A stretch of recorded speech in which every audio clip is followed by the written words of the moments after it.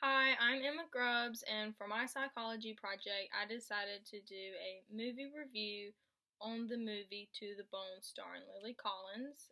I classify this movie as a drama.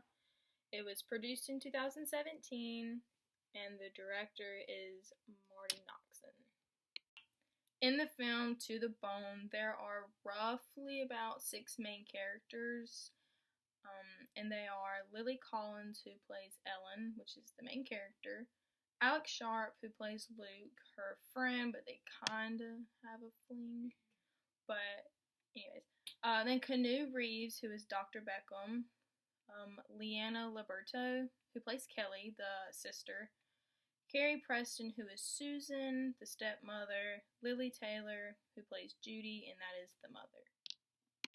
As I was watching the film, I picked out three psychological disorders. It was anorexia, depression, and eating disorder.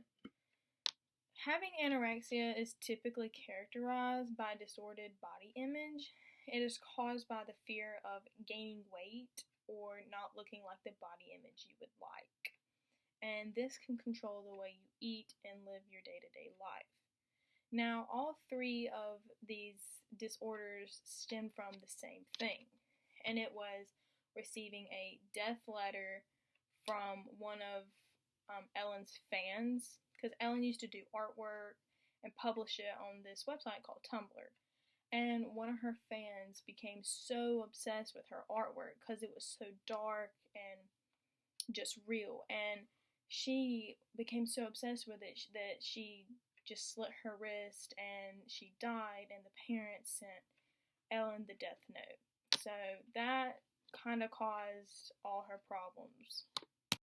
To answer the question if this film represents a good idea of psychological disorders, I would have to say yes, because in this film she has anorexia and depression and an eating disorder, and it shows the body of an anorexic person, and it shows how she even counts calories of a meal before she eats it. And when she goes out to these restaurants, she'll just eat the food just to taste it and then just spit it out because she lets it control her.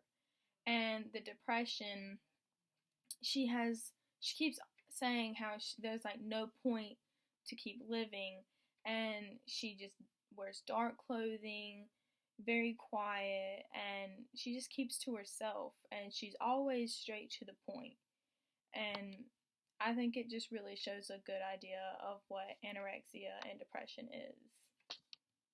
To summarize this movie, it all starts off with Ellen living with her stepmother and her stepsister, but they call each other sisters because they just feel so close that they can call each other that. And her dad doesn't really have any part in the movie. He's not really a big part of her life. And it all starts with them going to the doctor and having checkups, and Dr. Beckham wants to send her to this group home, kinda. It's like a home for these people with eating disorders, whether it's anorexia or eating too much. And so she's like, I don't see a point in going, I don't want to, but she eventually does go because he said that he wasn't going to help her if she doesn't have the desire to keep living or want to try. And so she goes back and talks to her stepmother and her sister, and they're like, will you try this time? Like, just try it out. You don't have to stay there if you don't like it. So she goes there, and make the long story short, she follows the rules there. She's trying to eat, but not really. She meets this guy named Luke, and they have a good bond, and I think he kind of catches feelings for her, but she doesn't have any like time or room for that in her life, so she just up and leaves and goes find her mom, which lives in Phoenix. And her mom was like, we just don't have time to keep you, or we don't have, like, we've tried doing this with you and it just didn't work. So she left and was going back home, and she passed out, or like collapsed because of not eating. And so she had this dream of her looking down and seeing her body and seeing how skinny it was, because her arms were the size of her finger, like she could close them. And she was like, I can't keep living like this, pretty much. So she went back to the like help home, and she got better. And that's really where the movie leaves off. But it was really good, and there's a good story behind it, and it kind of hurts your feelings for her because, you know, she didn't ask for this life. It just kind of happened. Lastly, to give this movie a rate, I would say it was an 8 out of a 10 because it was just kind of sad, and I felt so bad for her. And I don't really like sad movies, but I've seen previews and it looked so good, so I did watch it.